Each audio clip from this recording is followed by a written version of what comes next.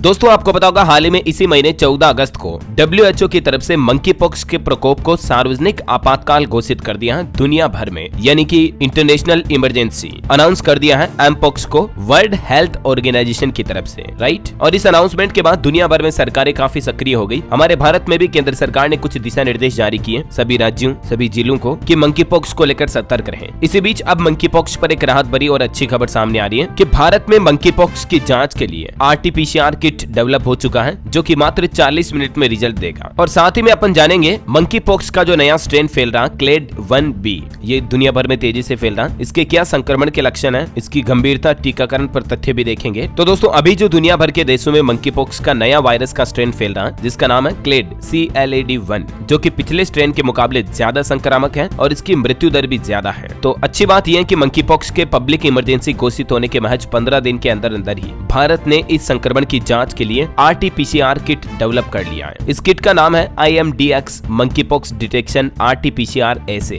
और इसे सीमेंस हेल्थिनियर्स ने तैयार किया है। कंपनी ने यह दावा किया है, क्लेम किया है कि इस किट से सिर्फ 40 मिनट में टेस्ट रिजल्ट मिल जाएंगे और इस किट को पुणे के ICMR national institute of virology ने क्लिनिकल मान्यता भी दे दी है। वहीं central protection drugs standard control organisation यानी CDSCO ने इस किट को बनाने की भी मंजूरी दे दी है, यानी किट डेवलप हो चुका है। अब इसे बल्क में बनाया जाएगा, जल्द ही ये किट मार्केट में अवेलेबल होगा और कंपनी का कहना है कि पारंपरिक तरीकों के मुकाबले काफी तेज रिजल्ट देगी ये kit. Siemens health care private limited के मैनेजिंग डायरेक्टर हरिहरन सुब्रमण्यम का कहना है कि सटीक और सही डायग्नोस्टिक्स की आवश्यकता आज के समय में जितनी महत्वपूर्ण है उतनी पहले कभी नहीं रही है। ये किट मात्र 40 मिनट में रिजल्ट देगी, जो कि 1-2 घंटे में रिजल्ट देने वाले पारंपरिक तरीकों के मुकाबले काफी तेज है। अब अच्छी बात यह दोस्तों कि इस किट की मदद से मंकी पॉक्स का पता लगाने वाला समय कम होगा, जिससे कि लोगों को इलाज जल्दी मिल पाएगा, इलाज में तेजी आएगी, है ना। वडोदरा की यूनिट में एक साल में 10 लाख किट बनाने की क्षमता है, जो इस कंपनी की वडोदरा में यूनिट है उसका एक प्रोडक्शन कैपेसिटी है। अब ये प्रोसेस भी आप देख सकते हैं कि ये किट कैसे काम करती है। तो ये एक तरह की साइंटिफिक प्रोसेस ही है। अगर आप थोड़ा बहुत साइंस में रुचि रखते हैं तो ये आपको आसानी से समझ में आ जाएगी। वैसे आपके जनरल नॉलेज के लिए बता दूं दोस्तों, दुनिया में पहली बार 1958 में बंदरों में मंकी पॉक्स का मामला देखा गया था। ये वजह कि इसे मंकी पॉक्स कहा जाता है क्योंकि सबसे पहले इसे बंदरों में पाया गया, है ना। और आइए अब देखते हैं इसके संक्रमण, बचाव, लक्षण, उपाय वगैरह क्या रहेंगे। सबसे पहले देखिए एमपॉक्स कैसे फैलता है। तो ये किसी संक्रमित जानवर या संक्रमित इंसान के एक दूसरे के निकट संपर्क में आने से दूसरे व्यक्ति में फैल सकता है। किन किन के जरिए मंकी पॉक्स फैल सकता है? संक्रमित व्यक्ति के कपड़े इस्तेमाल करने पर, उसके बिस्तर, तौलिया, बर्तन,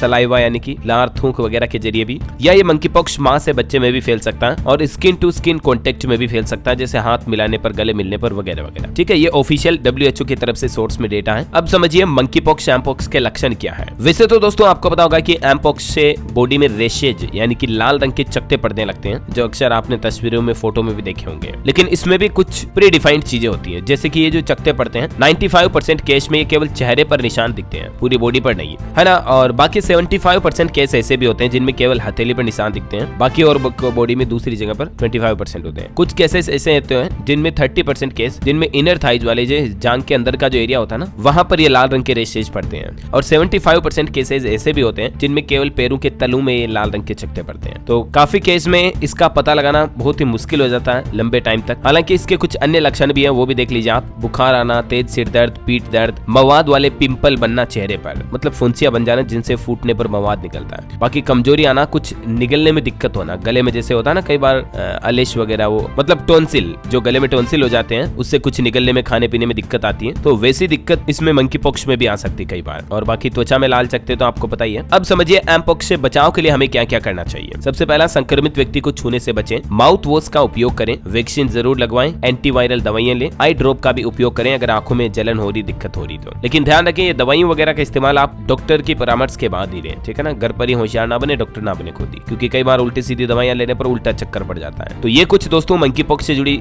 इन्फॉर्मेशन थी, बातें चीजें थी और एक अच्छी खबर थी, मैंने आपको सब कुछ बता दिया। आगे भी और इसको लेकर जो भी अपडेट्स आएंगे मैं आपको बताता रहूंगा इसी चैनल DLS न्यूज के माध्यम से। तो बिल्कुल आप मेरे साथ जुड़े रहेगा, चैनल को सब्सक्राइब करके बेल आइकन दबा देना, इस वीडियो को लाइक और शेयर जरूर करना। जय हिंद, जय भारत, वंदे मातरम।